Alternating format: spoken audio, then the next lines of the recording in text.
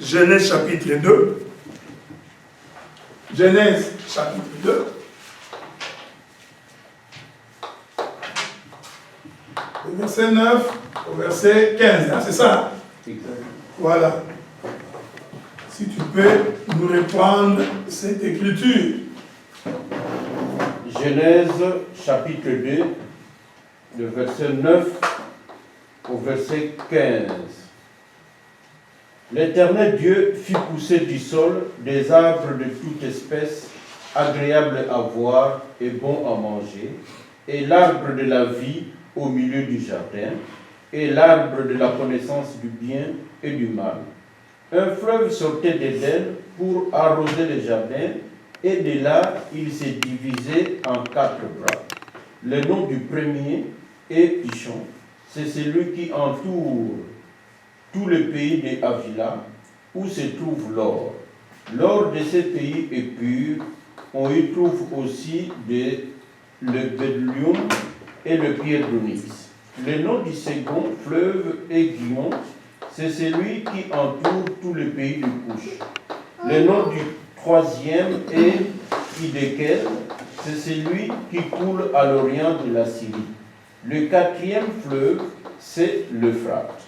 L'Éternel Dieu prit l'homme et le plaça dans le jardin d'Éden pour le cultiver et pour le garder. Amen. Amen. Donc, ça, c'est notre texte de base. L'enseignement porte sur les 4 bras du fleuve dans les jardins. Et vous savez, la Bible dit que le fleuve qui était dans les jardins était subdivisé en 4 bras, qui étaient Pichon, Guion, Hiddekel et Euphrate. La Bible dit que Dieu fait chaque chose avec un but. Donc il n'y a rien que Dieu fait au hasard. Mais parce que j'ai reçu plusieurs questions des gens qui m'ont écrit sur YouTube, il faudrait d'abord commencer par préciser que le jardin d'Éden a existé. Donc ce n'est pas un mythe. Vous comprenez? Donc le jardin d'Éden d'abord a bel et bien existé. Mais derrière la création du jardin d'Éden, il y a une pensée de Dieu que nous recherchons, sans quoi nous allons être des archéologues. C'est comme on a des gens aujourd'hui, je suis allé dans les tombeaux là où on avait enterré Jésus. Je suis entré là-bas et j'ai eu la chair de poule. C'est pendant les jours où Jésus était ressuscité, il y a eu certaines personnes qui sont allées pour visiter les tombeaux. Ils ont croisé un ange qui leur dit, pourquoi cherchez-vous parmi les morts celui qui est vivant? Donc, si tu te contentes au tombeau physique de Jésus, c'est-à-dire la parole vient de t'échapper. Donc, je voudrais dire aux bien-aimés qui m'ont posé la question, Éden a bien et bien existé. Mais ce qui intéresse Dieu, ce n'est pas où se trouvait Éden. Ce qui intéresse Dieu, c'est quelle est la pensée d'Éden. Est-ce que vous me suivez? Amen. Maintenant, lis-moi une écriture bien aimée, Georges. Le livre de Romains. Romains, chapitre 1er, verset 20. Disons Romains. Chapitre 1, verset 20. Dis-moi cette écriture-là. Romains chapitre 1er, verset 20. Ouais. En effet, les perfections invisibles de Dieu, sa puissance éternelle et sa divinité. Allons doucement. Les perfections invisibles de Dieu. Retenez ça. Le bien-aimé Paul démontre que les perfections de Dieu sont invisibles. Vous comprenez ça? Et puis il continue, il dit, sa puissance éternelle et sa divinité. Sa puissance éternelle et sa divinité. Je reprends ça, frère. Écoutez bien. Les perfections invisibles de Dieu. C'est-à-dire, Dieu reste debout, bien aimé Georges. Il démontre que les perfections invisibles. La puissance de ces perfections invisibles et sa divinité, il continue pour dire, se voit comme à l'œil nu. Se voit comme à l'œil nu. Ok? Depuis la création. Depuis la création du monde. Quand on les considère dans ces ouvrages. Arrête-toi là, frère. Les perfections invisibles de Dieu, sa puissance, sa divinité, se voient à l'œil nu quand on les considère depuis sa création. C'est-à-dire, suivez-moi attentivement, c'est-à-dire que Dieu qui était invisible dans ses perfections, personne ne pouvait voir sa perfection.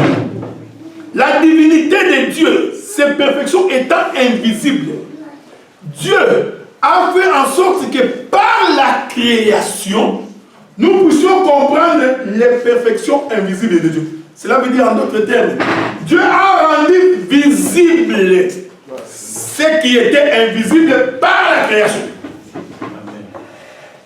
Est-ce que vous me suivez? Par l'écriture, quand on les considère dans ces ouvrages, vous savez faire, quand on dit, il faut bien lire, c'est voir à l'œil nu. La question n'est pas de voir à l'œil nu. Il faut considérer. Considérer signifie il faut comprendre. Donc il ne suffit pas de voir l'agneau et croire que quand on dit de Jésus qu'il est l'agneau de Dieu, toi tu es en train de voir l'agneau qui est dans ta bergerie. Voyez-vous frère, c'est vrai que l'agneau existe, c'est un animal qui vit. Mais si ta conception de l'agneau de Dieu se limite en regardant l'agneau qui est dans ta bergerie, tu n'as pas compris les choses de Dieu. Paul dit que ce sont des perfections invisibles. Maintenant, comme c'est invisible, pour que Dieu nous permette de comprendre l'invisible, il a rendu visible par la création. Maintenant, Éden, c'est une perfection invisible de Dieu que Dieu a rendu visible par la création. Est-ce que vous me suivez? Amen. Donc, si pour toi Éden reste seulement un jardin qui a été implanté quelque part, donc tu n'as pas encore saisi quelle est la pensée invisible de Dieu. Voilà pourquoi j'ai toujours dit que le ministère consiste à expliquer les perfections invisibles de Dieu. Voilà. Mais nous avons dit ceci le dimanche passé. Nous avions dit, vous allez permettre parce que on va prendre beaucoup d'éléments aujourd'hui. J'ai encore une autre question qui m'a été posée à propos de l'église comme corps, église comme assemblée. Je répondrai également à la question. Mais je voudrais donner un conseil aux gens qui nous suivent également sur YouTube. Bonjour maman, ça va? Ok. Je voudrais donner un conseil aux gens qui nous suivent sur YouTube. Vous savez, quand Paul combattait les disciples, Paul pensait qu'il voyait. Il était certifié qu'il œuvrait pour le Seigneur. Quand Paul s'est mis sur le chemin de Damas pour poursuivre les disciples, Paul était rassuré qu'il servait le véritable Dieu. Mais cependant, il était aveugle. Voyez-vous frère, hein? Je t'informe que quand Paul était sur le chemin de Damas, Paul était aveugle.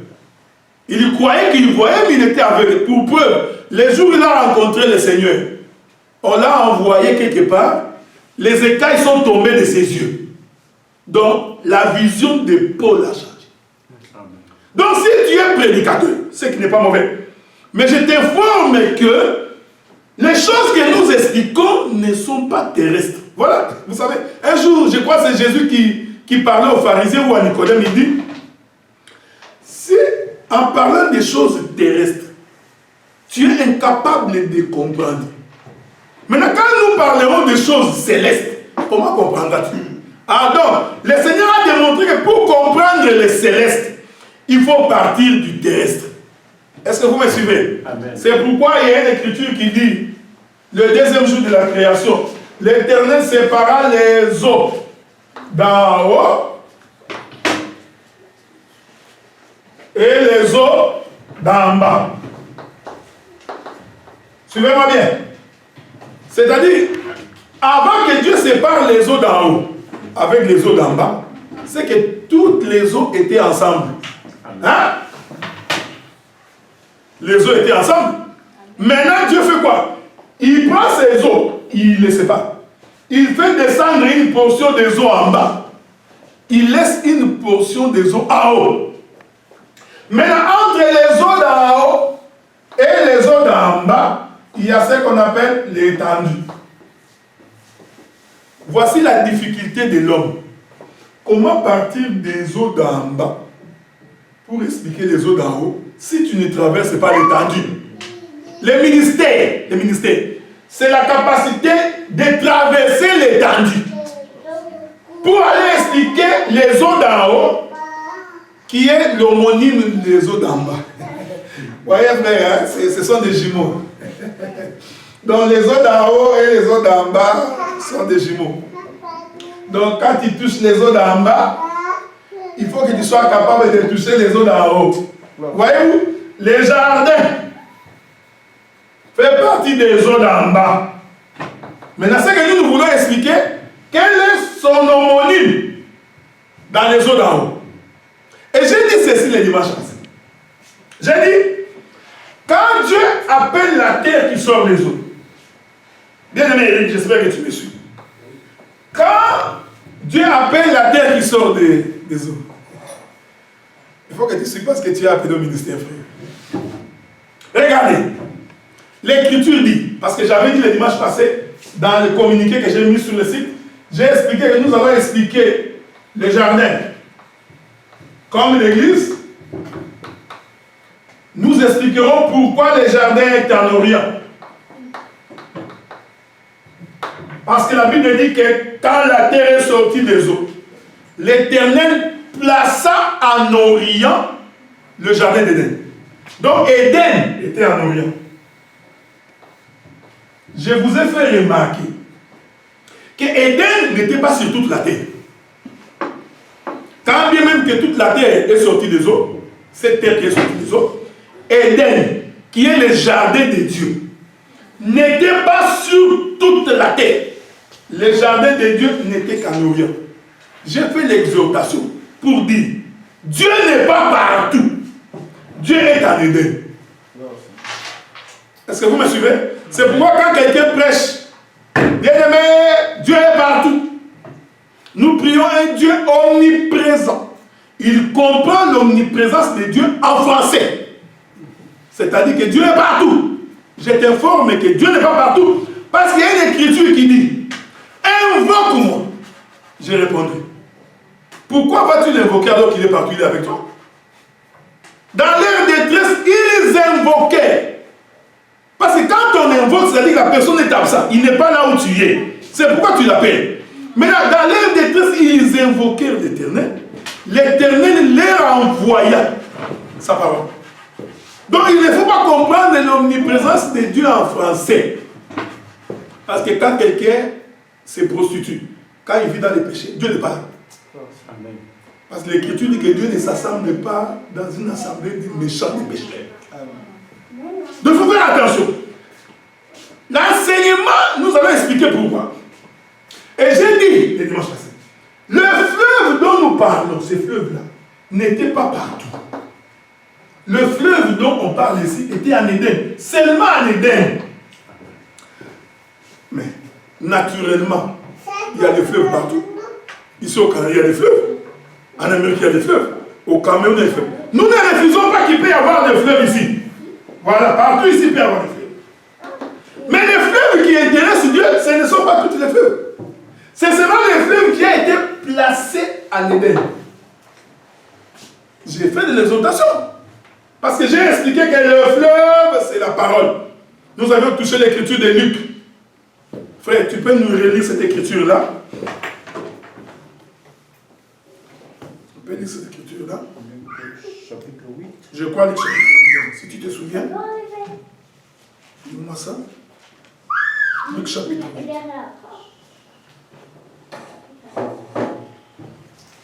Verset 11. Hein? Oui. Non, lis-moi seulement Jean chapitre 7. Jean chapitre 7, verset 38. Jean chapitre 7, verset 38. 38, oui. Jean chapitre 7, verset 38. Celui qui croit en moi, de fleuves d'eau vive couleront de son sein. Voilà. Comme dit l'Écriture. Voilà. L'Écriture dit celui qui croit au Seigneur. Le fleuve d'eau. J'avais ajouté l'Écriture des gens. Quand Jésus parle à la femme samaritaine. Ici, si je te donne cette eau, le fleuve d'eau couleront en toi. Donc, je suis allé toucher Cantique des Cantiques, parce que j'ai revenu sur Cantique des Cantiques. Parce que vous savez, il y a des possédés qui pensent que Cantique des Cantiques, c'est un livre qui a été écrit pour séduire les femmes. Si tu verras un prédicateur possédé qui prend les versets des Cantiques, il dit que c'est pour séduire la femme. Non, quand tu ne comprends pas, tu te tais. Cantique des Cantiques, c'est les jardins. Vous allez voir ça. Donc, le Seigneur a démontré que le fleuve, c'est la parole. C'est l'eau, c'est la parole.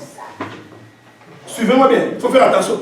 Il n'est pas dit que partout tu vois les eaux, que c'est toujours la parole. Non, non. C'est-à-dire, c'est ce que j'ai toujours expliqué. Joseph, son papa lui a fait un vêtement qui avait plusieurs couleurs. C'est ce que l'Écriture dit. Quand Joseph mettait son vêtement, c'était une seule robe, mais qui avait plusieurs couleurs. Donc, dans les vêtements de Joseph, il y avait la couleur rouge, le jaune, la couleur verte. Donc, mais c'est les mêmes vêtements. C'est-à-dire que tu peux voir de l'eau. En fait, nous sommes dans une couleur du vêtement de Joseph. Nous expliquons que c'est la parole. Mais les eaux peuvent aussi expliquer le peuple. Ça peut aussi expliquer le monde. Là, il faut comprendre que nous avons changé la couleur du vêtement de Joseph. Voici un exemple. Jésus dit à Pierre, je ferai de toi un pêcheur d'hommes. Jésus voulait dire à Pierre, le monde, c'est de l'eau. Et toi, tu vas aller pêcher les hommes. Les hommes sont des poissons. Là, j'ai changé de bande d'autoroute, comme j'ai toujours dit. Mais ici, le fleuve ici, dont la Bible parle, l'Écriture confirme que c'est la parole. Parce que j'avais lu avec vous Ésaïe chapitre 55, verset 9 à 11. Donc nous comprenons que le jardin, quand Dieu a mis le fleuve à l'intérieur, Dieu en réalité nous disait qu'il a mis la parole. Et je vous ai fait comprendre que la parole de Dieu n'est pas partout. Vous voyez? Parce que ces fleuves-là n'étaient pas partout. Ces fleuves-là n'étaient que dans les jardins. C'est pour dire ceci, frère. Ici, il peut y avoir le fleuve de Lukunga, fleuve de Maïndombe. Vous les patriotes qui voulez défendre vos provinces. Fleuve du Kassai. Ça aussi, ce sont des paroles. Mais ce n'est pas la vraie parole, parce que la vraie parole n'est que dans le jardin. Est-ce que vous me suivez? C'est-à-dire que quelqu'un peut aller dans une église, il pense qu'il est en train d'écouter la parole, alors qu'il est en train de boire le fleuve de Maïndombe. Je vais vous donner l'exemple d'un fleuve de Maïndombe. Nous sommes allés quelque part avec mon bien-aimé le pasteur Hazard. Nous avons trouvé une sœur très courageuse. J'ai aimé son courage.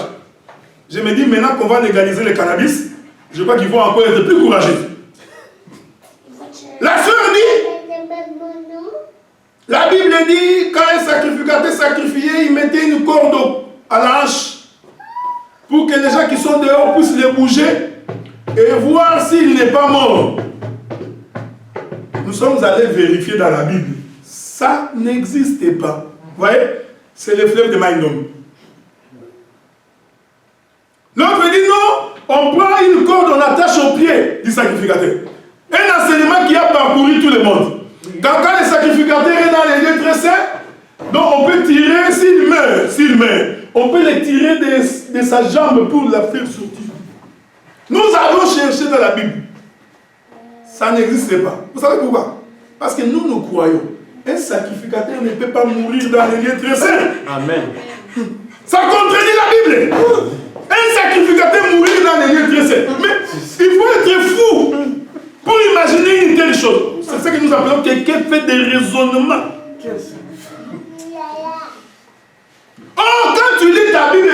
que le temple était divisé en 3 parties. Il y avait les lieux très saints, le lieu saint et les parvis. Et c'est au parvis qu'il y avait la mort. Déjà en disant, parce que c'est au parvis qu'on sacrifiait. Donc si quelqu'un doit mourir, il doit mourir au parvis. Il ne peut pas mourir dans les lieux très saints. C'est pourquoi Jésus, pour mourir, il devait quitter les lieux très saints, traverser les lieux saints et venir mourir au parvis. Suivez-moi bien, suivez-moi attentivement. Parce que je vais expliquer que l'homme a été créé au parvis. C'est pourquoi quand quelqu'un a péché, il doit d'abord venir au parvis parce que c'est là qu'il y a les sacrifices du pardon. L'évangile que nous prêchons, c'est que les hommes doivent d'abord passer par le parvis. Tu dois mourir au péché. Il faut que Dieu te transforme, qu'il te change. Une fois que tu es changé, tu peux entrer maintenant pour manger. Parce que c'est dans les lieux ceux qui avaient le pain. Une fois que tu as fini de manger, il faut que tu ailles dormir dans la chambre. Est-ce que vous voyez ça? Amen. Donc, quand quelqu'un dit qu'on avait mis la corde au pied du sacrificateur, vraiment, c'est un courageux. C'est sûr qu'il a sa propre Bible. Donc, c'est ce que j'appelle, moi, les fleuves Maïndom, qui n'étaient pas dans les jardins. Est-ce que vous me suivez? Je donne des exemples pour que les gens me comprennent. Tu rentres dans une église, tu trouves comité de maman. Dans ce comité de maman, on a mis maman présidente.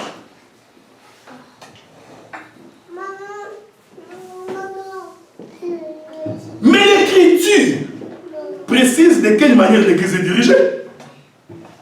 Frère, lis-moi Éphésiens chapitre 4. Éphésiens chapitre 4.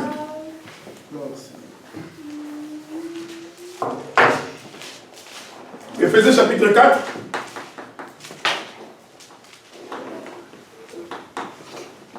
Lis-moi du verset 9 au verset 15, je crois.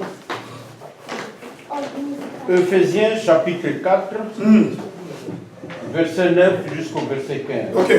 Or, que signifie il est monté, sinon qu'il est aussi descendu dans les régions inférieures de la terre? Arrête-toi, frère. Je veux que tu restes debout.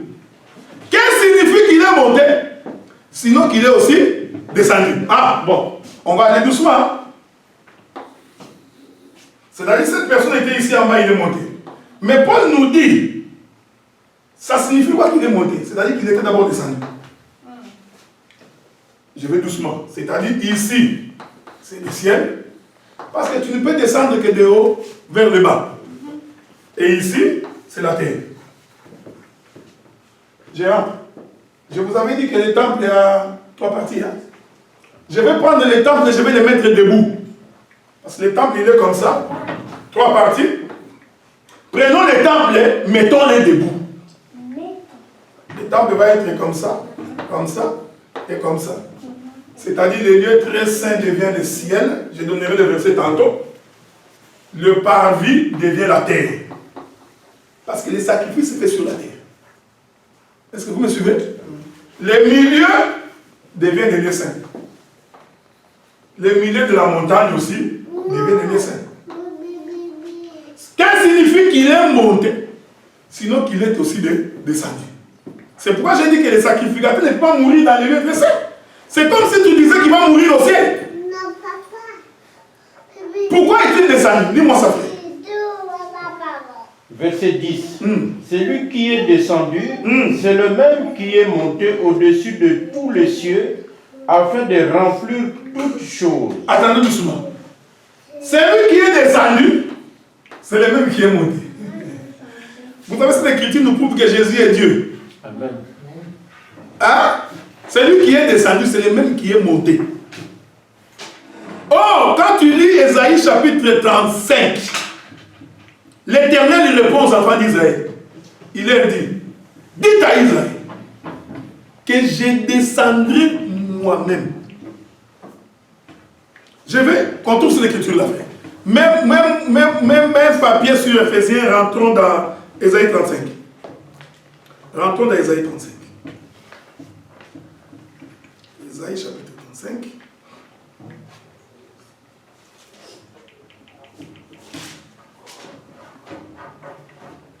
Lis-moi à partir du verset 4. Verset 3. Descends. Ésaïe chapitre 35, à partir du verset 3. Ok, allons-y. Fortifiez le main languissante Ok. et affermissez le genou qui chancelle. Dites à ceux qui ont le cœur troublé, Ok. prenez courage, ne craignez point. Voici votre Dieu. Doucement, frère. Voici votre Dieu. Il faut souligner ça. Voici, dites à ceux qui sont attristés, qui ont le cœur troublé. Non pas ceux qui sont en train de rechercher des voitures et des maisons. Ceux qui sont attristés, qui ont le cœur troublé. Voici votre Dieu. Continue, frère. La vengeance viendra. La rétribution de Dieu. Il viendra lui-même et vous sauvera. Arrête-toi là. Il viendra lui-même. Dieu, votre Dieu, lui-même viendra et vous sauvera. On continue. Continue. Et vous sauvera. Alors s'ouvriront les yeux des aveugles. Ok. S'ouvriront les oreilles des sourds. Ok. Alors le boiteux sautera comme un cerf. Ok. Et la langue de muet s'éclatera de joie. Car des eaux jailliront dans le désert. Ok. Et des ruisseaux dans la solitude. Voilà. Vous voyez? Le prophète Ésaïe a donné les caractéristiques pour que tu saches que Dieu est descendu. Lui-même. Il dit les boiteux marcheront. Les aveugles verront. Les sourds entendront. Les muets parleront. Un jour, pendant que Jean-Baptiste était en prison, il appelle ses disciples. Il dit, allez lui poser la question. Est-ce que c'est lui ou devons-nous attendre quelqu'un d'autre? Les disciples sont arrivés, ils ont posé la question à lui. Jésus, Jean-Baptiste nous a envoyé pour qu'on te pose la question. Est-ce que c'est toi ou c'est quelqu'un d'autre? Mes frères, sois comme le Seigneur. C'est ce Jean-Baptiste-là qui a présenté Jésus. Ce n'est pas lui qui a dit que tu es l'agneau de Dieu qui ôte les péchés du monde. Voici, ce n'est pas Jean-Baptiste. Mais il faut vous demander la question. Mais comment lui qui a présenté l'agneau va-t-il douter que ce n'est pas lui? Faites attention parce que Jean-Baptiste n'avait pas douté. Il ne peut pas douter. Jean-Baptiste étant en prison, c'est là qu'il pose la question. Vous allez comprendre que Jean-Baptiste en prison, c'est le peuple endurci, c'est Israël, qui ne croit pas. Il représente tout un peuple. Parce qu'un prophète est un signe en Israël. Il peut représenter Dieu, il peut représenter un peuple. C'est pourquoi Jean-Baptiste qui est en prison, qui pose la question, il représente la maison d'Israël qui attend le Messie. Les gens posent la question et Jésus, au lieu de répondre à la question, il dit aux disciples de Jean-Baptiste, asseyez-vous, regardez. Ils sont restés, ils ont regardé. Qu'est-ce qu'ils ont vu? Ils ont vu les paralytiques marcher. Les muets parler. Maintenant, il leur a dit, ce que vous avez vu, rentrez. Allez dire à Jean-Baptiste, c'est que vous avez vu. Parce que Jésus savait que Jean-Baptiste, en tant que prophète, il se souviendra d'Ésaïe 35, qui disait, lorsque votre Dieu viendra, les paralytiques marcheront, les aveugles verront, les muets parleront. Est-ce que vous voyez ça? Donc, celui qui descend, c'est le même qui remonte.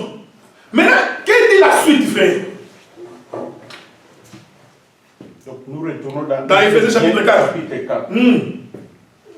Celui qui est descendu, c'est le même qui est monté au-dessus de tous les cieux, afin de remplir toutes choses. Et il a donné les uns comme apôtres, les autres comme prophètes, les autres comme évangélistes, les autres comme pasteurs et docteurs. Et docteur, continue frère. Pour le perfectionnement des saints, en vue de l'œuvre du ministère et de l'édification du corps de Christ. Continue frère.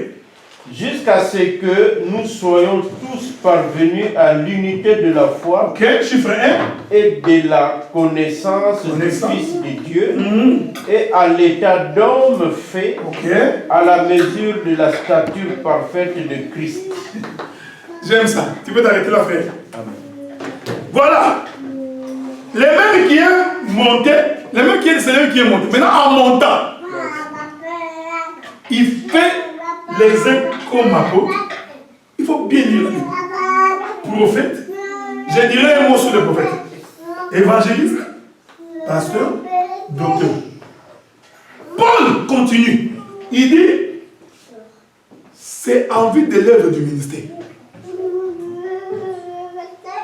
Jusqu'à ce que nous atteignions la stature parfaite de Christ. C'est-à-dire que si on doit avoir des hommes et des femmes parfaits, ce sont les ministères qui forment ces gens. Est-ce que vous comprenez? C'est-à-dire s'il y a des mamans qui doivent être prêchées dans l'église, c'est les ministères qui les prêchent.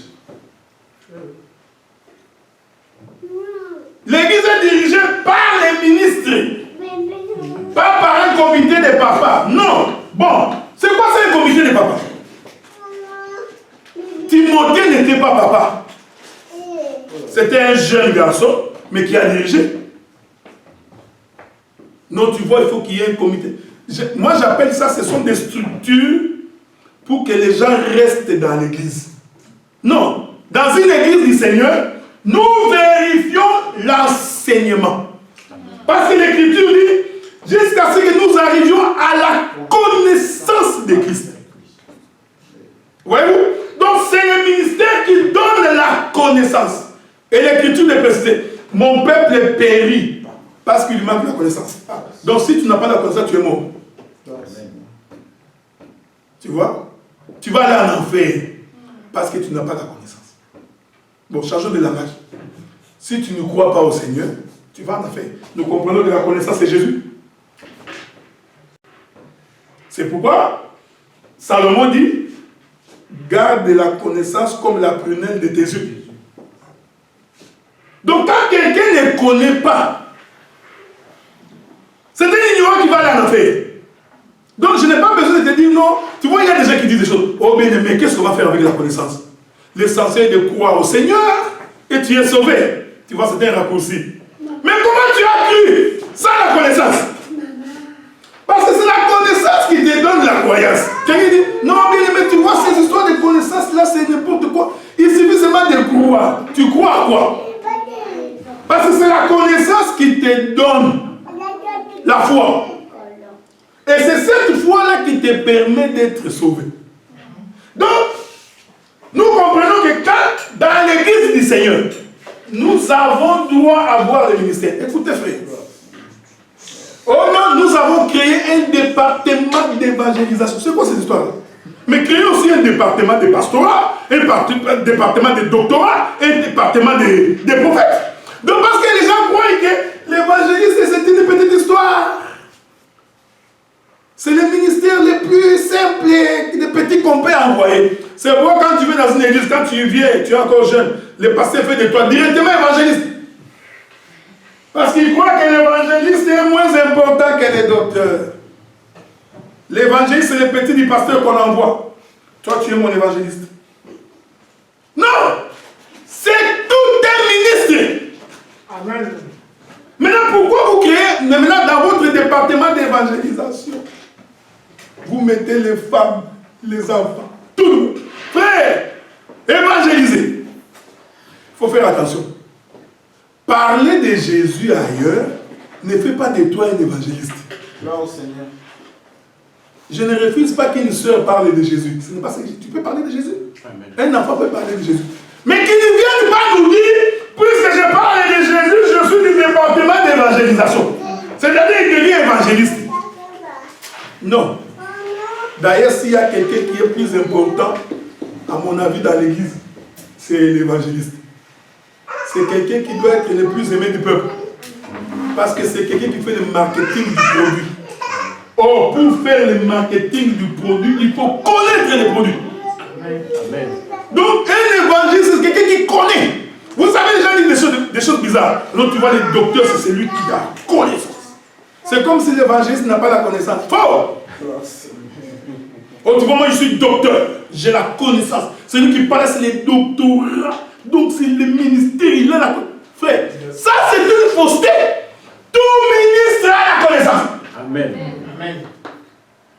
Donc, tu es évangéliste, il faut que tu aies la connaissance de Jésus que tu vends. Mais quand tu n'as pas la connaissance, même le monde nous a appris pour que tu fasses le marketing. D'abord, il faut qu'on te forme sur le produit. Donc, quand tu vas dans une église dont il n'y a pas la connaissance, tu as bien aimé de l'Allemagne qui m'a posé la question.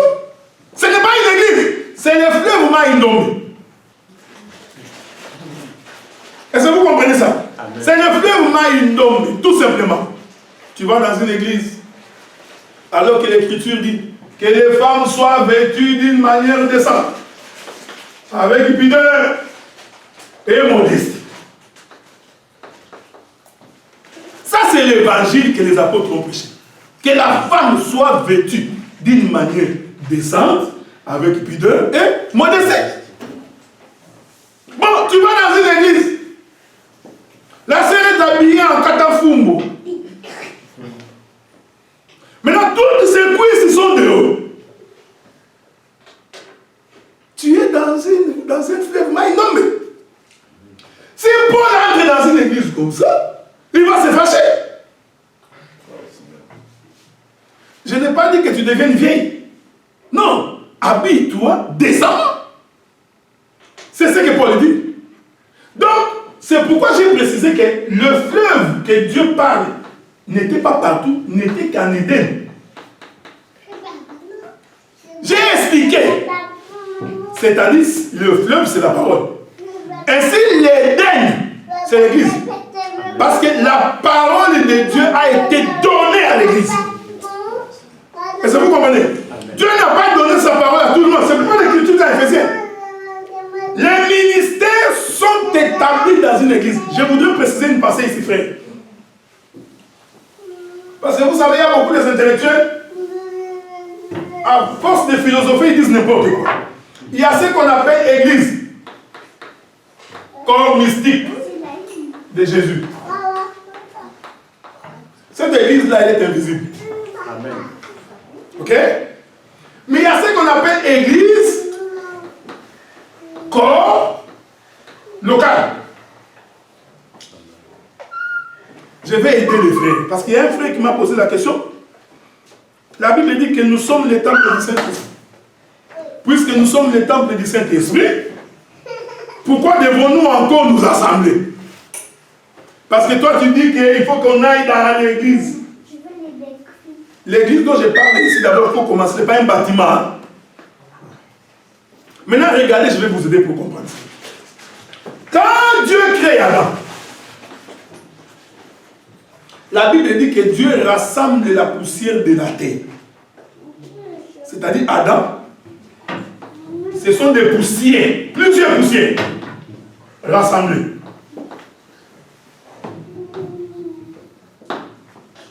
Il a pris poussière, poussière, poussière, poussière, poussière. Il rassemble, ainsi il forme un corps. Vous voyez ça?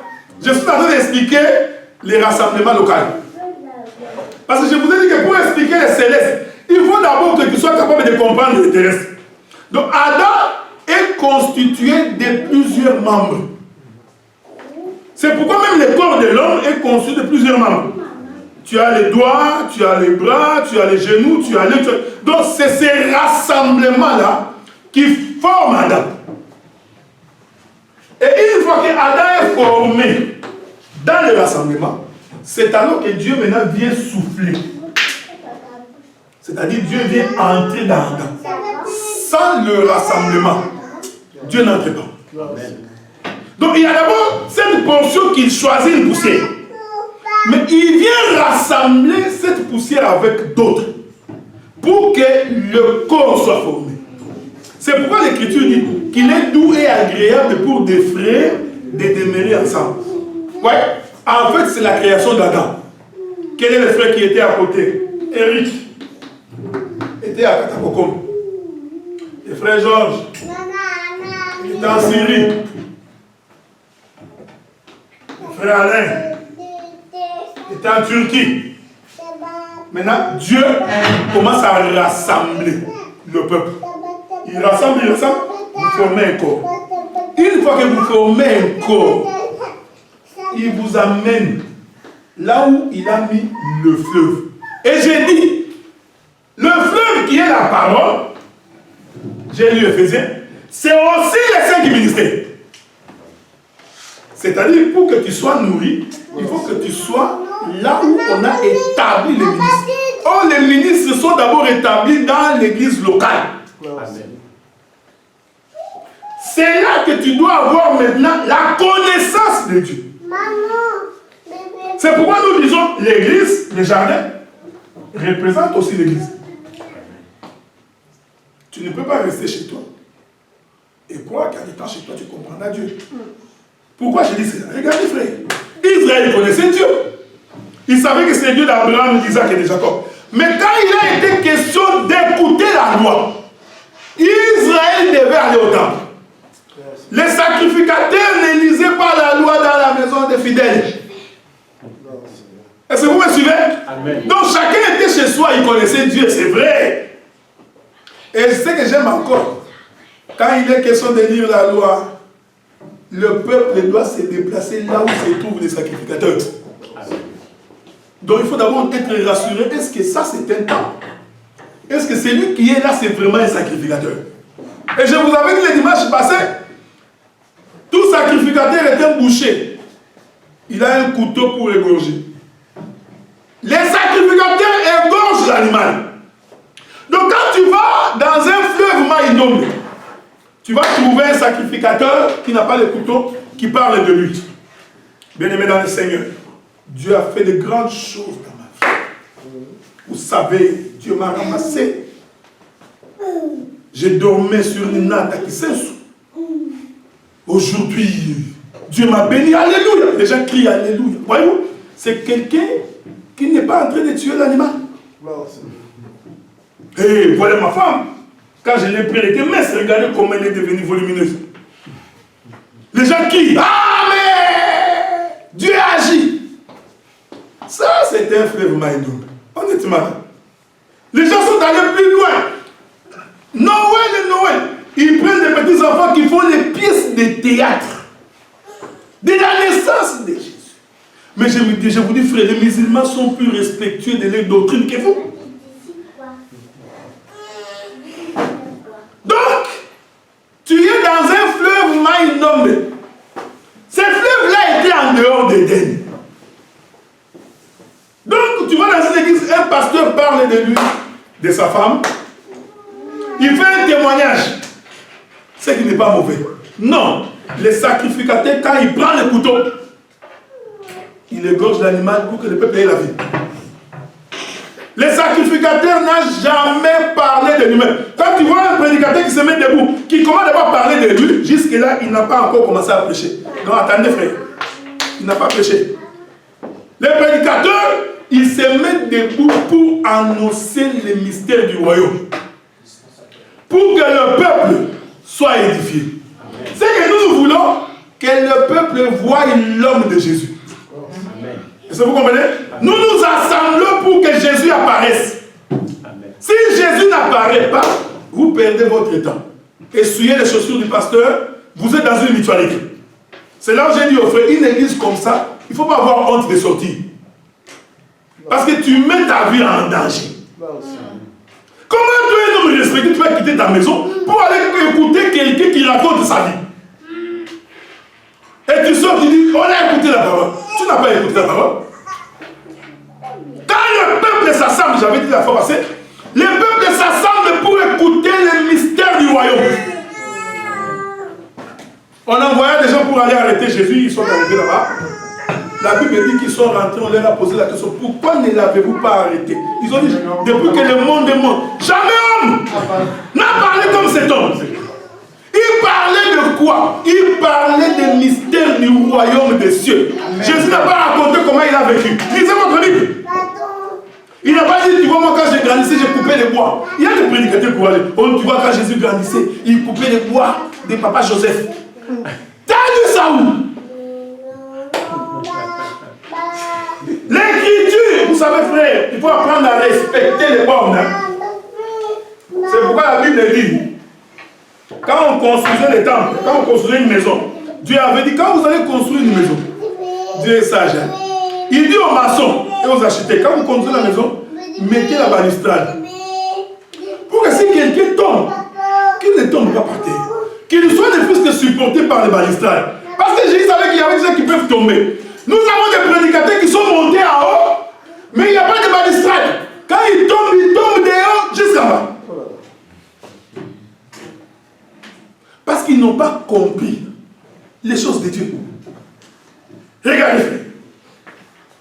L'écriture dit que le ministère a été donné. Maintenant, dans ce ministère, il y a apôtre.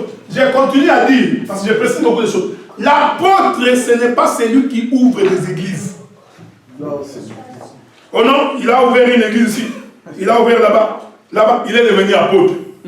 Comme j'ai entendu quelqu'un qui dit, ah, donc là, tu as commencé à Gatineau, maintenant tu es à Montréal, donc tu es devenu apôtre. J'ai dit, oh, vraiment, c'est comme ça, quoi. Si je te pose la question, Barthélemy, il a ouvert l'église où? Il était apôtre, non? Donnez-nous. André, de tous les apôtres qui étaient avec Jésus, donnez-nous les noms des apôtres qui ont ouvert des églises. Tu n'as pas compris l'apostolat. Tu vois? Les prophètes, j'avais dit que je vais dire un mot sur les prophètes parce qu'on est fatigué, on est très fatigué des prophètes. J'ai donné un devoir à domicile. Si quelqu'un trouve la réponse, il me l'amène le dimanche prochain. J'ai lu ma Bible, de Genèse à l'Apocalypse. Je n'ai pas vu un prophète de Dieu qui a prophétisé sur la vie de quelqu'un concernant les biens matériels, que tu vas avoir des enfants. Si vous en trouvez, donnez-le-moi. Tu vas me dire que Samuel, il faut faire attention, hein? Il faut faire attention avec Samuel. Tu n'as pas compris. Que Dieu a dit que tu vas t'acheter une voiture. Trouvez-moi les versets. J'ai dit, même les prophètes d'aujourd'hui, qui sont en train d'annoncer, oh bien, Dieu me montre que tu vas t'acheter une maison. J'ai dit, ce n'est pas Dieu. Quand j'ai lu ma Bible, j'ai partagé avec les frères aujourd'hui. Les prophètes venaient voir quelqu'un. Quand quelqu'un se détourne de la voie de l'Éternel. Tous les prophètes, quand ils viennent voir quelqu'un, c'est seulement quand l'homme s'est détourné de la voie de l'Éternel. Même quand Ananias et Saphir, ils ont vendu leur bien. Ils sont venus mentir. Là, on leur a dit, pourquoi mentez-vous contre Christ? Quand David pêche, le prophète Nathan se présente pour dire, tu t'es détourné de la voie de l'Éternel. La prophétie de l'Éternel ramène l'homme sur le chemin. Mais tu veux avoir une maison. Mais la Bible est claire. Si l'Éternel nourrit les oiseaux, qui ne sème et ne moissonne. Toi, fils de Dieu, pourquoi il ne te nourrira pas? Amen. Quoi, la parole te nourrit? Vous savez, Dieu a réglé toutes ces questions. Dieu dit, je te bénirai ta descendance. Mais si tu t'approches à l'Éternel, tu auras des enfants. C'est une parole prophétique qui est écrite dans la Bible. Dieu n'a pas besoin de te les répéter. Mais quand le prophète de l'Éternel se présente, il se présente généralement quand il y a un danger. Tu vois ça? Les sorciers vont te bouffer, dit-on. Ok? J'ai des difficultés que le Dieu que je crois va venir te dire que faites attention, les sorciers vont te bouffer. Dieu auquel moi je crois, il vient me dire, Adela, faites attention, les sorciers vont te bouffer. Bon, je vous pose la question. Qu'est-ce que je fais? Je fais attention. Bon, maintenant, j'ai une difficulté. C'est-à-dire que si moi je suis en Éden, des sorciers ne peuvent pas me bouffer. Donc si les sorciers veulent me bouffer, c'est-à-dire que moi je suis sorti d'Éden. En d'autres termes, j'ai transgressé la loi de l'Éternel. Donc si Dieu doit me parler pour me protéger des sorciers, il me dira tout simplement de rentrer. Amen. Parce que dès que je suis à l'intérieur, ils ne me bouffent pas. Donc ils me disent qu'ils vont me bouffer, ça n'a rien changé. Au contraire, ils m'auraient dit, Adela, tu t'es conduit mal. La vie que tu mènes est éloignée de la vie de Dieu. Dieu me montre, si tu continues sur cette vie-là, les gars vont te bouffer. Ah, tu vois, je rentre sur le chemin. Dieu me montre. Adela, tu te conduis mal. Tu vois tous les biens que tu as. Les diables vont t'en arracher parce que tu t'es détourné de la voie de l'Éternel. Donc, tous ces gens qui prophétisent que Dieu m'a dit que tu vas te marier, c'est de la divination. Parce que la Bible dit déjà que l'homme quittera son père et sa mère, s'attachera à sa femme. Le mariage est inscrit dans la prophétie biblique. Donc, quand tu crois au Seigneur, automatiquement tu dois te marier. Donc, si tu ne te maries pas, vérifie ta conduite. Vous savez, moi j'ai toujours dit au frère, toi tu es une jeune soeur qui vient d'arriver. Tu penses que tu es belle parce que tu viens d'arriver. Et vous savez, il y a un esprit au Canada. Quand tu viens d'arriver de l'Afrique, on dit que tu es encore frais. Tous les aventuriers veulent sortir avec toi. Maintenant, si tu ne fais pas attention, ça, celui-ci te prend intérêt, celui-ci te prend intérêt. Après 5 jours, 1 mois, tu es réputé. Tout le monde sait qu'il va passer là. Donc, en fait, c'est ta conduite qui t'a empêché de vivre la prophétie de Dieu. Donc, ces aventuriers des prophètes que nous avons aujourd'hui, ils font de la divination. Parce que la prophétie de Dieu recherche l'âme de la personne, la vie de la personne. Dieu n'est pas venu te dire, oh Dieu, bien-aimé, Dieu m'a dit que tu vas t'acheter une maison en 2018. Tout celui qui craint Dieu, à qui Dieu a donné un travail. Parce que tu sais, pour avoir un bon crédit, il faut que tu sois quelqu'un de correct. Amen. Si tu te méconduis, c'est toi qui as bousillé ton crédit. Bon, tu as un bon crédit. Vous allez comprendre que tous ces éléments-là font partie de la vie chrétienne. Amen. Tu vas t'acheter la maison facilement. Vous savez, même nous avons des difficultés pour acheter la maison parce qu'on a bousillé notre crédit. Nous avons bousillé parce que nous n'avons pas respecté la loi de Dieu. Amen. Je suis arrivé dans ce pays, j'ai pris le téléphone. Tu vois, j'avais quitté Congo, il y avait les commissaires et les Telcel. Vous voyez le gros téléphone. Bon, moi j'arrive ici, je trouve, mini téléphone. Je comprenais, crédit. J'ai appelé l'Afrique, moi, j'ai appelé l'Afrique. La facture vient $2000. Qu'est-ce que Dieu a à voir là-dedans? C'est moi. Donc c'est ma conduite qui a fait que je ne peux pas m'acheter une maison aujourd'hui. Donc je me bats pour rebâtir mon crédit. Donc, vous comprenez que ce sont des choses qui sont aussi simples. Donc Dieu ne peut pas venir me dire, Adela, en 2022, tu vas t'acheter une maison. Non. Dieu me dira, Adela, tu t'es mal conduit. Tu as bousillé ton crédit en ne payant pas tes factures. Répare. Quand dès que tu répares, parce que c'est ça la voie de Dieu, dès que tu as réparé, les jours que tu vas appliquer pour la maison, ça va venir facilement. Amen. Est-ce que vous comprenez ça? Donc il y a des prophéties que les gens racontent. C'est pour faire plaisir aux gens. Pour que les gens s'attachent. C'est pourquoi tu vas voir quelqu'un vient dans une église pendant 10 ans, depuis qu'on lui avait dit qu'il va se marier. Il attend 3 ans, 4 ans, 10 ans. Il ne se marie pas, il traite Dieu de menteur. Non, c'est la faute des prophètes. C'est lui qui a insulté le nom de Dieu. Dieu n'a jamais menti. Et la Bible dit que si un prophète dit une chose, que Dieu ne lui a pas ordonné, qu'il soit lapidé. Amen. C'est pourquoi nous vous lapidons par les Écritures. Pour vous prouver que vous n'êtes pas de Dieu. C'est pourquoi aujourd'hui les gens sont plus faciles de courir derrière les prophètes. Après c'est du fétichisme.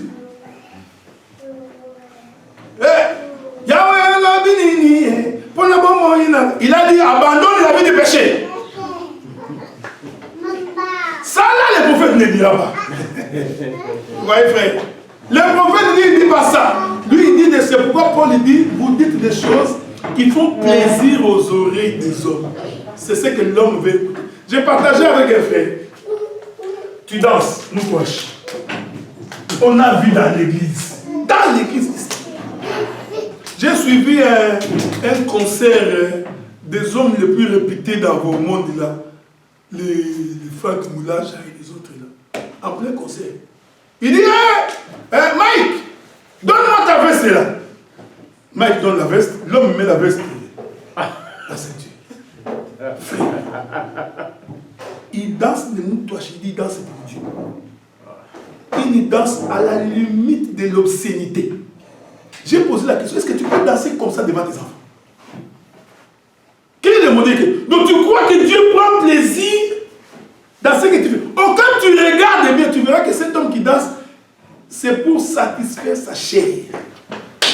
Vous savez, quand un homme chante pour satisfaire sa chair, tu peux savoir. Il danse pour qu'on voie comment il danse.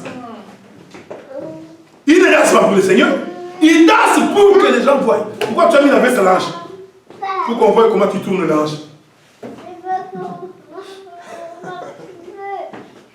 Tu es la fille d'Hérodias. Est-ce que vous comprenez? C'est ce que j'appelle moi fleuve Maïno. Donc il y a des choses qui se font ici qui ne sont pas de Dieu. Donc Éden, c'est l'église. Je continue à dire que je dis qu'Éden, dans la pensée de Dieu, c'est là-bas. Maintenant, on va finir, on va aller plus vite pour finir. La Bible dit qu'Éden était en Orient. Je vais changer de bande d'autoroute. Voilà maintenant.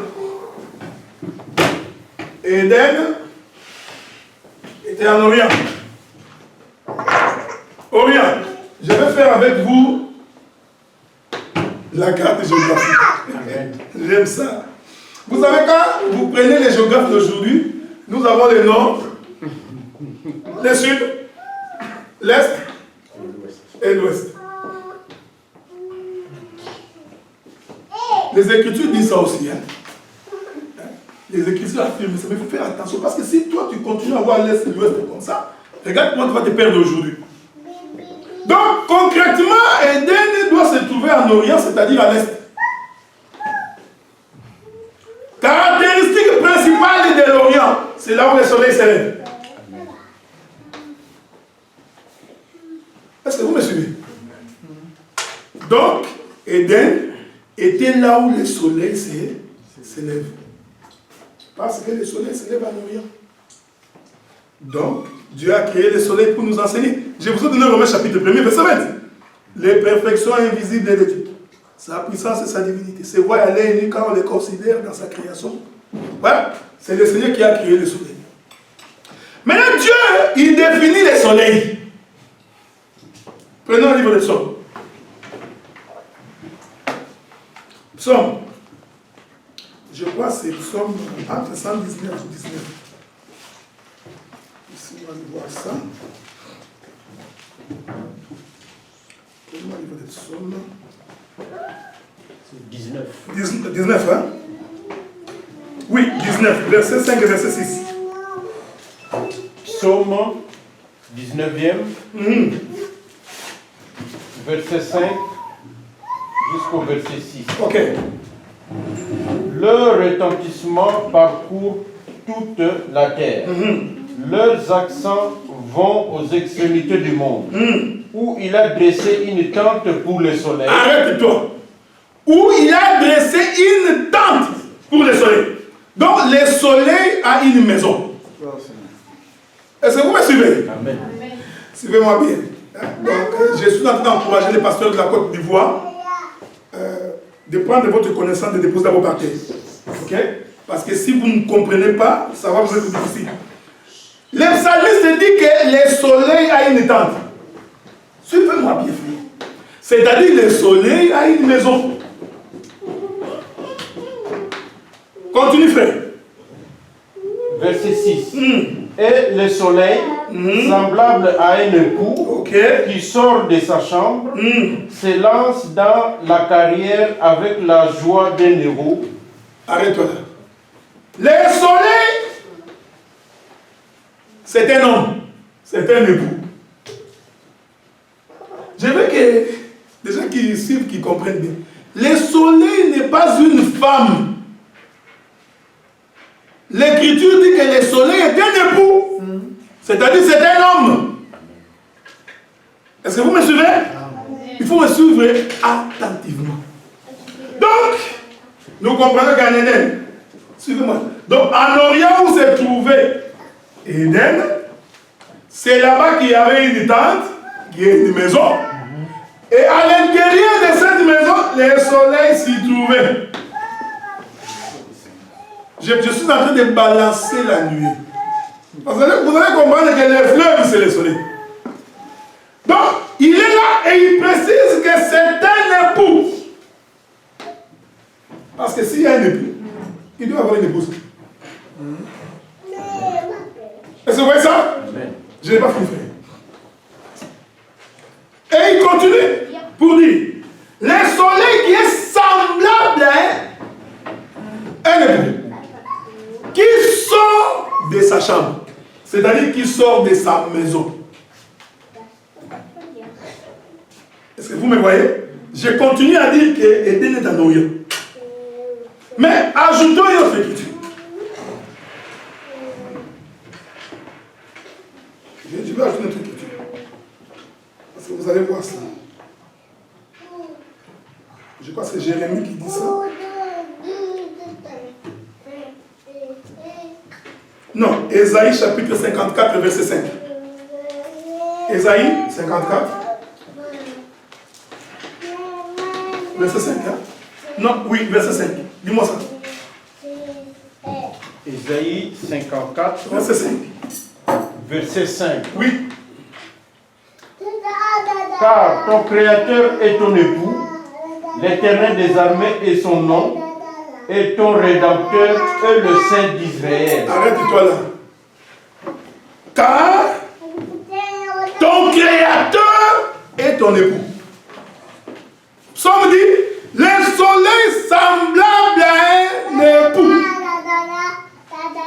qui sort de sa chambre. Ésaïe veut dire que l'époux, c'est Dieu. Est-ce que vous voyez? Le soleil, c'est Dieu. Jérémie. Dis-moi Jérémie. Jérémie. C'est moi qui mets ça. C'est quoi ce chapitre 8? Jérémie.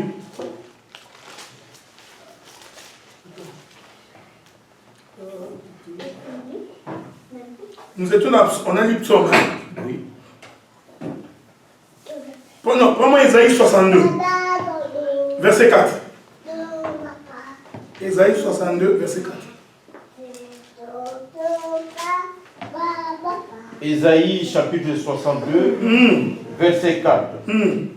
On ne te nommera plus délaissé, on ne nommera plus ta terre désolation, mais on t'appellera mon plaisir en elle, et l'on appellera la terre épouse. Car l'Éternel met son plaisir en toi, et ta terre aura un époux. Voilà. Voilà l'écriture. L'écriture démontre que l'Éternel est un époux et que la terre est une épouse.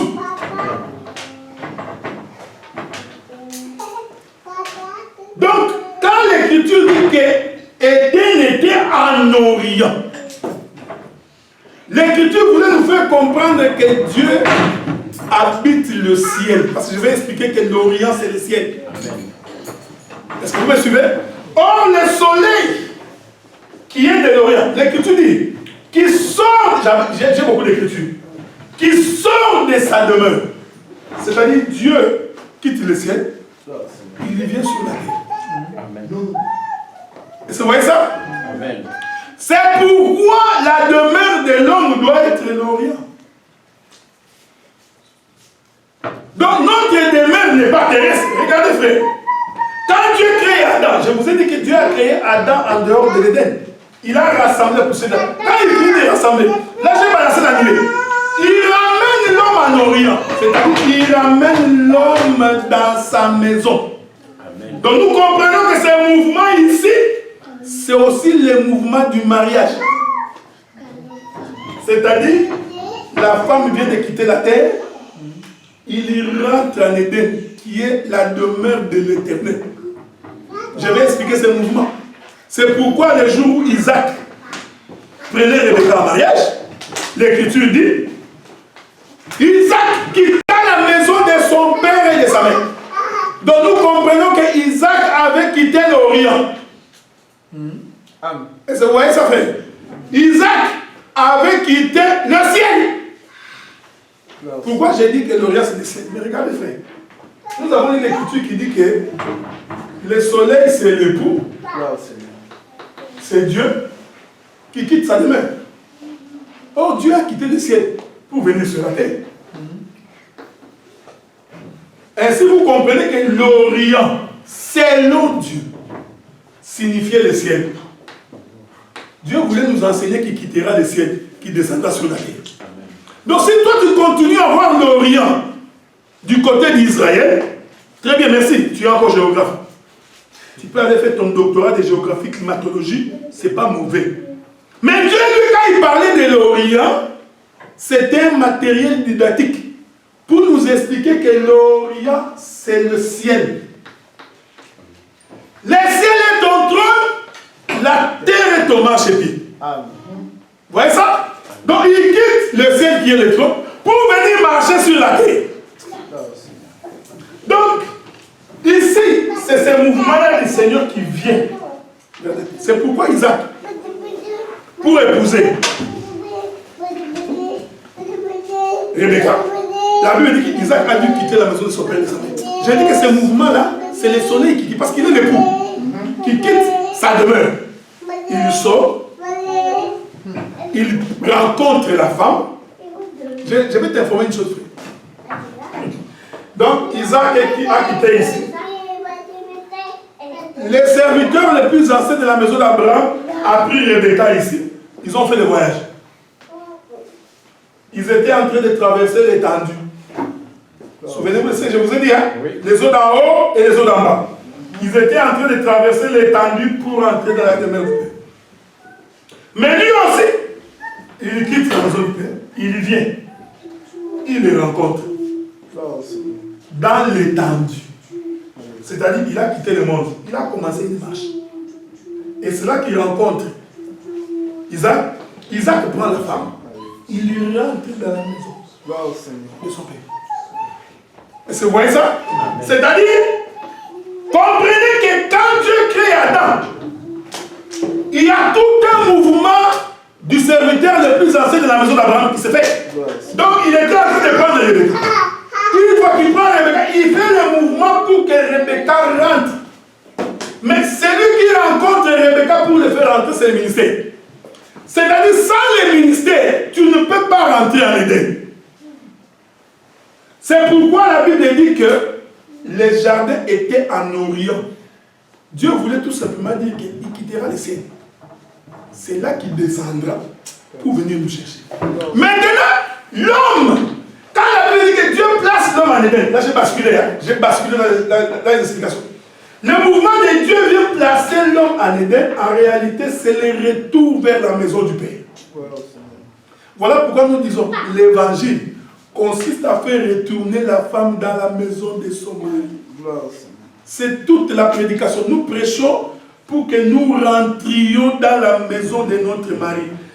On prêche l'évangile pour que l'homme quitte la terre. Il quitte les désirs de la chair. Il quitte les biens de ce monde pour qu'il rentre dans la maison de son père. Donc c'est pourquoi Éden s'est trouvé en Orient. Pour attester que nous rentrerons au ciel. C'est pourquoi la Bible dit que nous sommes pèlerins sur la terre. Nous sommes des passagers sur la terre. Notre destination, c'est la maison de l'époux. Et j'ai dit, le soleil est un homme. Que cela n'en déplaise aux femmes. Que vous vous fâchiez, ce n'est pas notre problème. L'homme, c'est le soleil. Oh, c'est lui qui éclaire la terre. Je vous ai dit l'écriture. La terre est une femme. Ésaïe 62, verset 4. Donc, c'est le soleil qui éclaire la terre. C'est-à-dire, c'est l'homme qui éclaire la femme. Parce que la femme n'a pas de lumière. La lumière de la femme provient du soleil. Voilà pourquoi dans une assemblée de saints, celui qui enseigne la parole, il doit s'identifier à l'époux. Nous pouvons avoir, arrêtez la là-bas. Nous pouvons avoir des sœurs qui comprennent les Écritures plus que les hommes. Ce n'est pas mauvais. On peut avoir des sœurs dans l'église qui est capable de comprendre l'Écriture plus qu'un frère. Ce n'est pas mauvais. Est-ce que vous comprenez? Amen. Mais pour que la doctrine soit conforme à la pensée de l'Écriture, il faudrait que celui qui enseigne l'église, qui est une femme, puisse s'identifier à un homme. Donc quand nous voyons dans une assemblée, une femme se tenir debout, annoncer l'évangile, nous comprenons que c'est Jézabel. Toi, femme qui enseigne, tu es possédée par l'esprit de Jézabel. Tu peux bien connaître les Écritures, ce n'est pas mauvais. Je certifie que tu connais les Écritures. Mais cette connaissance de l'Écriture ne fait pas de toi soleil. Donc, quand nous entrons dans une assemblée des gens qui connaissent Dieu, il faut que cette chose s'identifie. C'est-à-dire comme le soleil est un époux. Et que c'est le soleil qui éclaire. C'est-à-dire c'est le soleil qui apporte la lumière. Or, la lumière, c'est ce qui montre le chemin. S'il n'y a pas de lumière, tu ne peux pas voir le chemin. Vous voyez, frère? Amen. Donc, quand nous voyons une femme qui commence à montrer le chemin, en fait, nous marchons dans les ténèbres. C'est une relation contre nature. Amen. Ça contredit les prophètes. Je voudrais que les bien-aimés nous comprennent. Je sais que les sœurs, on vous aime bien. Que tu sois évangéliste, je ne sais pas moi quoi là. Ce que vous faites là, c'est du modernisme qui n'a rien à voir avec Dieu. Le respect de la doctrine, il faut lire l'Écriture. C'est pourquoi la Bible dit que mon peuple périt parce qu'il lui manque la connaissance.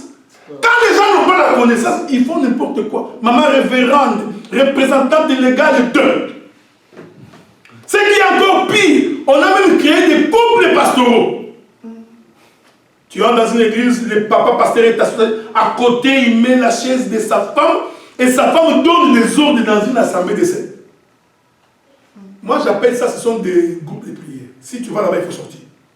Si tu vas dans une église où la femme du pasteur est plus considérée, on l'élève au rang du ministre, sors. Pourquoi tu vas là? Tu vas mourir. Tu vas mourir. Donc vous voyez que c'est l'époux qui vient éclairer la terre. Donc si l'homme n'éclaire pas la terre qui est la femme ne peut pas être éclairée. Donc le porteur de la lumière, c'est un homme. C'est pourquoi même naturellement, il faut que quand nous entrons dans une assemblée, dans un véritable jardin d'Éden, pas là où il y a les fleuves innombrables, dans un véritable jardin d'Éden, il faut que nous trouvions que même celui qui éclaire le peuple puisse s'identifier au soleil. Même les scientifiques ne vont pas me contredire. Les scientifiques ont démontré que c'est le soleil qui donne la lumière à la lune.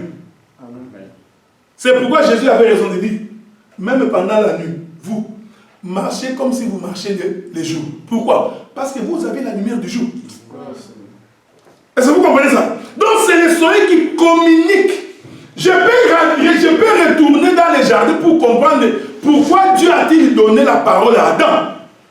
Parce que c'est Adam que Dieu avait dit tu ne mangeras pas. Dieu n'avait pas dit ça à la femme. Celui qui a enseigné la femme, c'est Adam. C'est pourquoi dans l'une de mes prédications, j'ai expliqué que les jours où les disciples mangeaient la Pâque, aucune femme n'était là. Les maris de Magdala, Marie-Mère de Jésus, même celui qui a répandu les parfums sous les pieds de Jésus là, dont on parle partout là. Les jours où on mangeait la Pâque, ils n'étaient pas là. Parce que c'était le jour où on distribuait le pain. Le seul jour où Jésus a distribué le pain à ses disciples, c'était ce jour-là. Il dit, voici ta portion, voici ta portion. Or, le pain, c'est Christ. Maintenant, vous, allez annoncer. C'est pourquoi l'Écriture dit, c'est le soleil. Donc, la demeure de l'Éternel du soleil, qui est Éden, qui est en Orient, nous expliquait tout simplement le ciel. Quelle est la pensée? Quelle est l'exhortation? Voici l'importance de la connaissance. C'est pour nous faire comprendre que notre destination finale, c'est le ciel. Voilà pourquoi tout le travail du ministère, c'est de préparer la femme à rentrer au ciel. Donc, la prédication, ce n'est pas te dire, bien-aimé, nous sommes les enfants des rois des rois. Si les rois de ce monde ont des enfants qui ont des voitures, nous aussi, comme les fils des rois des rois, il faut qu'on marche dans les limousines. Tu vois, cette prédication ne te donne pas envie de rentrer au ciel. Bien aimé dans les cieux. La Bible dit, il n'y aura aucune femme stérile. Mais je t'informe qu'ils sont entrés à Cana, il y a eu des femmes stériles. Tu n'as pas dit ça? Il faut avoir beaucoup d'enfants. Mais les Chinois commencent à refuser les enfants. Donc si tu apportes ton évangile en Chine, on va te chasser. Dieu va te bénir. Multipliez-vous, remplissez la vie. Vous savez, on va expliquer un jour qu'est-ce que Dieu entendait par multipliez-vous et remplissez la terre. Ce n'est pas le mariage dont on fait des enfants partout ici. La femme qui remplissait la terre, là, c'est l'Église. Amen. On aura le temps d'expliquer. C'est pourquoi ces jours-là, quand Pierre a annoncé l'évangile, l'Église a enfanté. La Bible dit 3000 personnes se sont converties. Parce que si tu apportes ça en Chine, les Chinois vont te dire non. D'ailleurs, je voudrais informer des gens, peut-être qui nous suivent en Afrique, avoir des enfants dans les pays occidentaux, c'est un calvaire. Oui. Ce n'est pas une bénédiction. Je m'excuse beaucoup, mais si tu définis qu'avoir des enfants dans ces pays est une bénédiction, mais je vous dis que cette bénédiction est un chagrin. Parce que la nuit, tu dors pas. Et le matin, tu dois aller au travail. C'est pourquoi les Blancs, ils ont compris. Ils ont fait des antidépresseurs. Ils ont compris que toutes les mamans, après l'accouchement, ils font la dépression. Bon, donnez-les les antidépresseurs pour que c'est calme. Voilà, voilà. Et toi, tu dis, maman, depuis qu'il y a un poteau, quand tu as mis balai, bon, t'as 6. Ce n'est pas de cela que le Seigneur parle. Je n'ai pas dit qu'avoir des enfants est une mauvaise chose. Non. Mais nous ne prêchons pas pour ces choses-là, frère. Nous prêchons pour préparer la femme à rentrer dans la maison de son mari. Et pour que la femme rentre dans la maison du mari, il faut que la terre soit rassemblée par la main de Dieu. Ah, il y a beaucoup de choses à dire. C'est-à-dire, Dieu qui est en train de rassembler les gens ici, c'est aussi les 5 ministères qui rassemblent l'épouse pour les faire retourner la maison. J'ai fini par là. Vous savez, vous connaissez l'histoire. Un jour, Joseph a eu un songe. Dans son songe, il voit le soleil, la lune, les étoiles se prosterner devant lui. Il va consulter son père, qui est un prophète. Parce que je t'informe que Jacob était un prophète. Amen. Arrêtez de dire que tu vois, le prophète, c'est celui qui dit Dieu m'a dit, Dieu m'a dit. Non. Celui qui dit que Dieu m'a dit, c'est un devin. Okay? D'ailleurs, quand tu lis tous tes prophètes, tu verras. Quand Esaïe apparaît, c'est pour faire retourner les gens sur le voie du chemin. Quand Jonas apparaît, c'est pour que les gens... Quand les prophètes apparaissent, c'est pour que les gens retournent. Maintenant, les gestes des patriarches, ce sont aussi des prophéties. Il va consulter son père. Il dit, Père, j'ai rêvé, toi. J'ai rêvé le soleil, la lune et les étoiles, c'est pour ça devant moi. Il n'avait pas dit à son papa que c'était lui. Son père, comme il n'y a que lui qui peut expliquer aussi la prophétie. Il dit, bon, tu veux dire que moi, ton père. Donc Jacob a expliqué que le soleil est un homme. Amen. Comment tu veux nier ça? Jacob, toi tu es plus grand que notre patriarche Jacob. Hein? Tu vas faire le cours biblique, tu veux déformer l'évangile. Il dit, moi, ton père, le soleil, tu fais moi ton père. Ta mère, la lune, et tes frères, les étoiles. Nous allons nous prosterner en terre devant toi. C'est fini.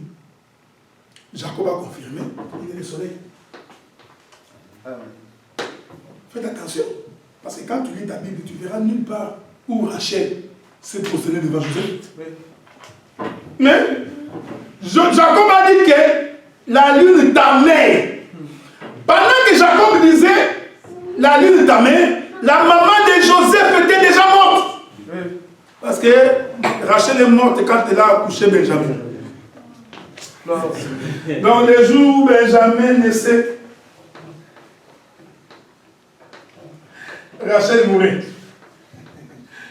On va balancer la nuit un jour ici, parce que Rachel qui meurt ici, c'est Jésus sur la croix. Et Benjamin qui naît, c'est l'église.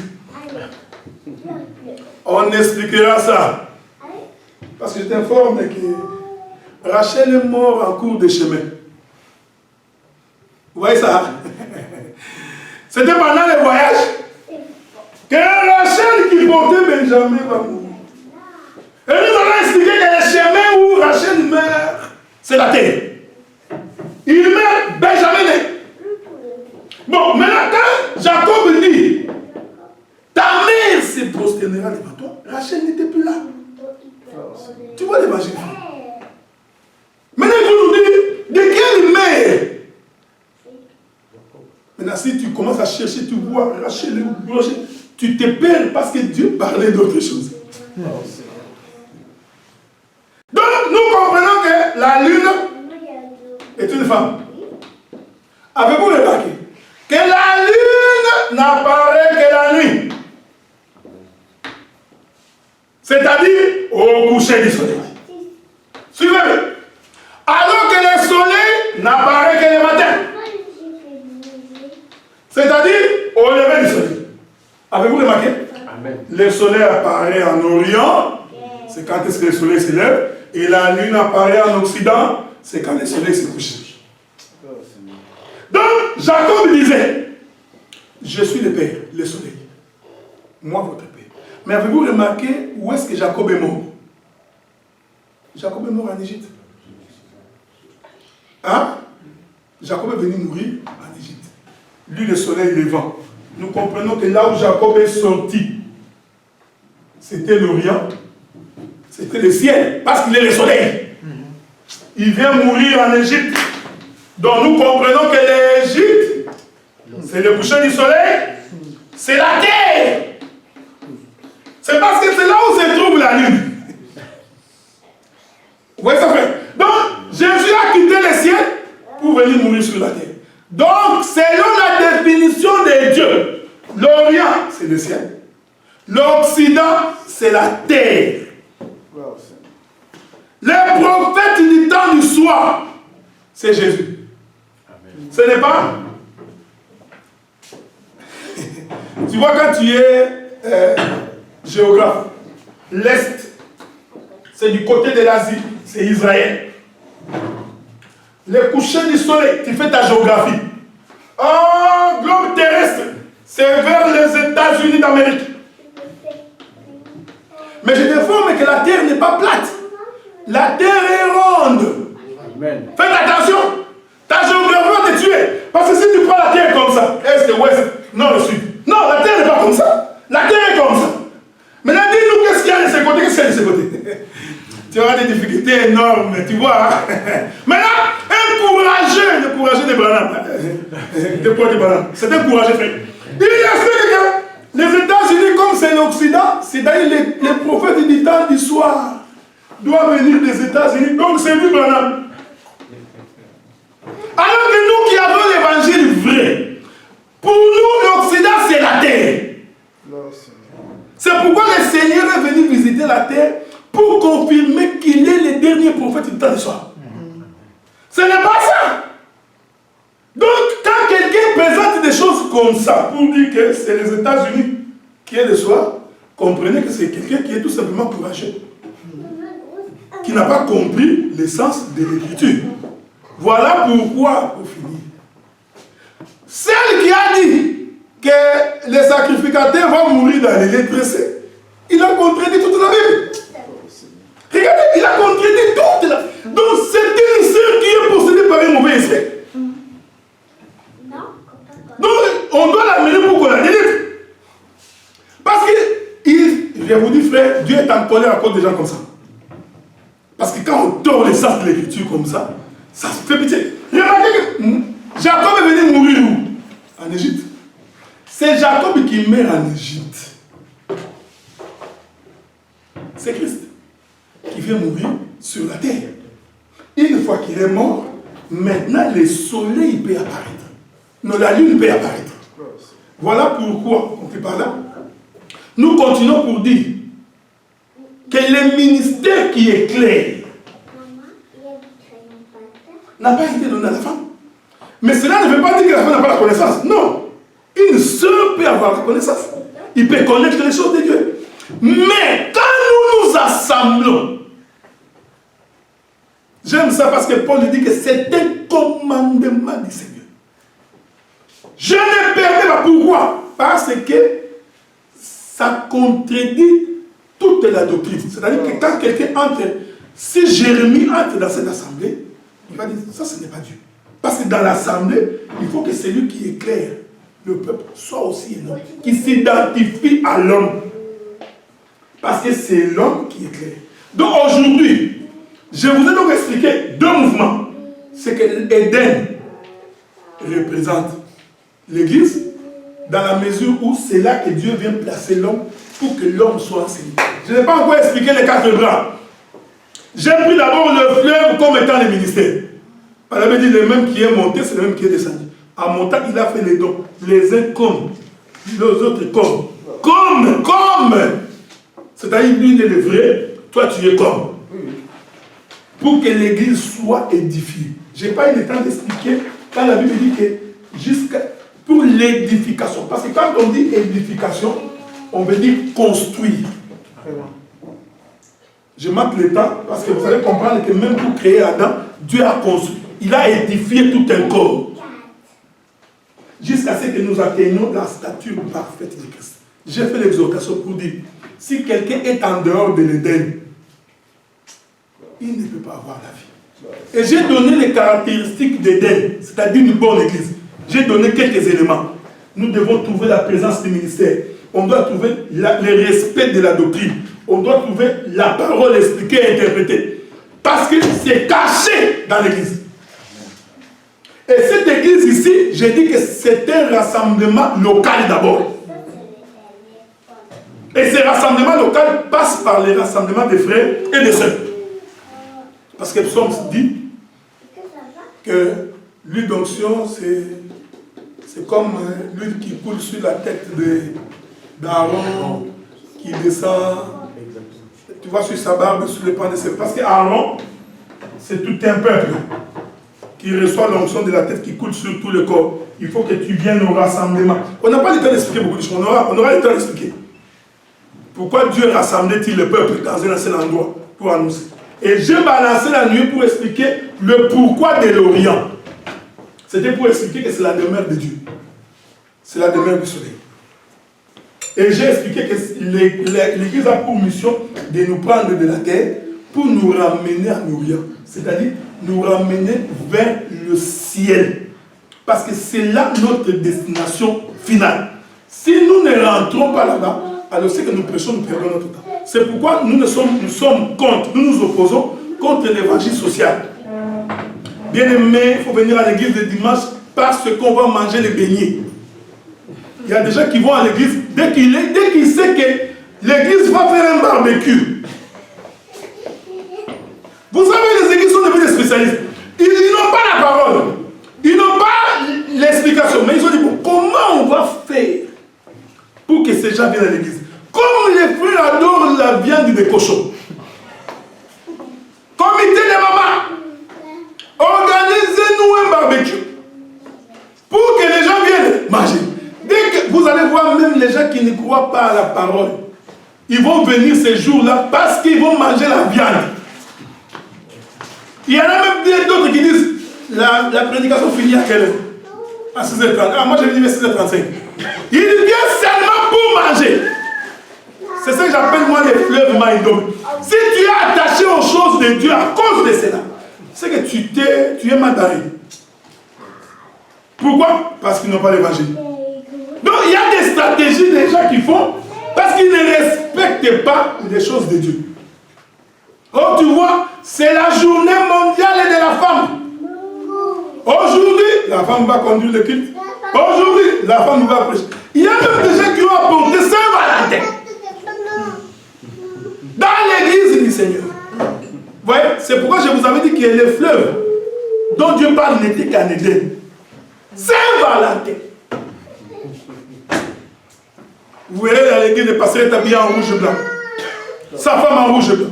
Les choristes en rouge et blanc. Saint-Valentin dans une église. Saint-Valentin. Un Valentin, un saint qui s'appelle Valentin. Même son nom, il dit qu'il ne peut pas être saint.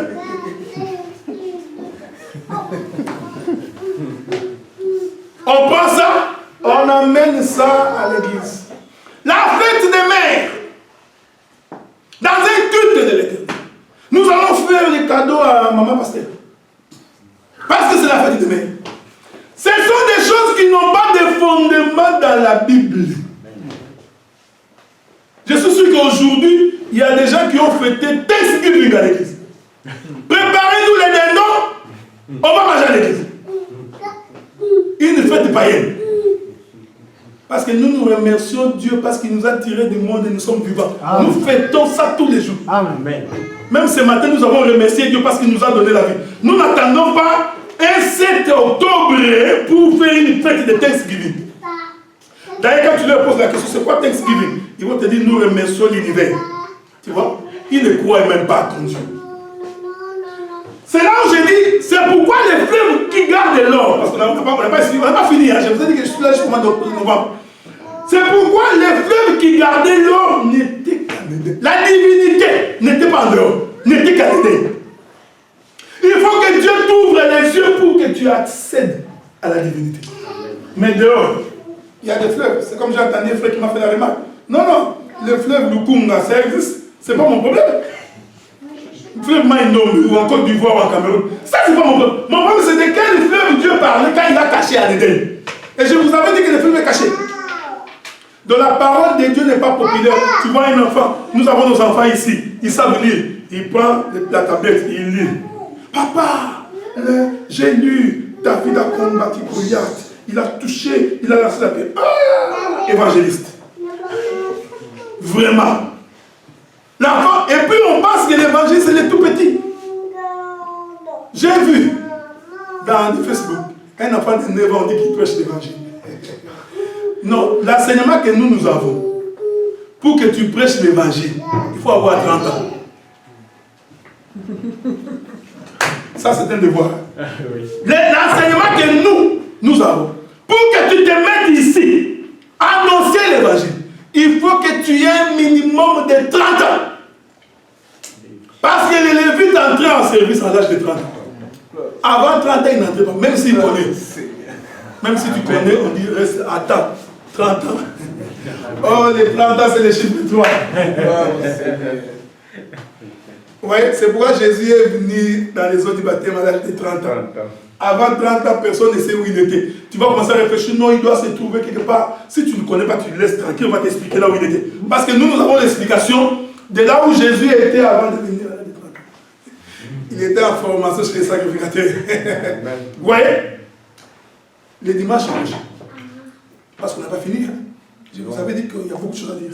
Les dimanches prochains, on sera encore là.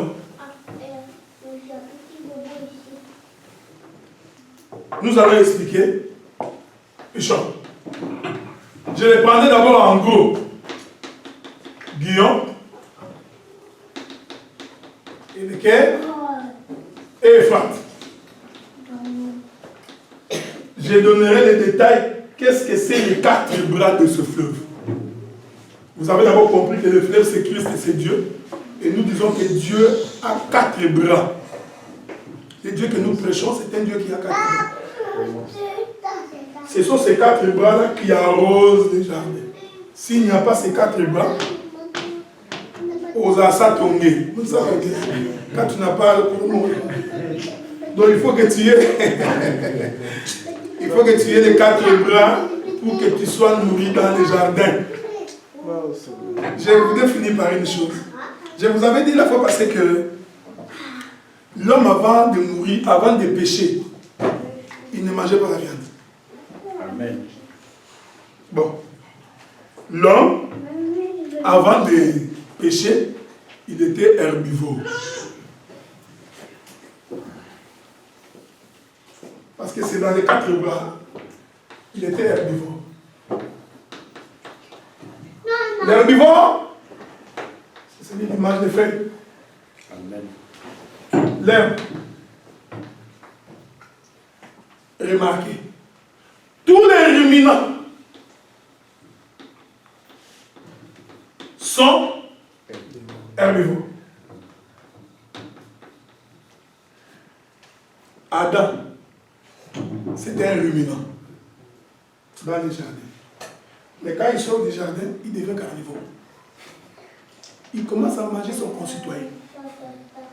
Nous avons des prédicateurs carnivores qui sont en train de vous manger. On va prier. Maman.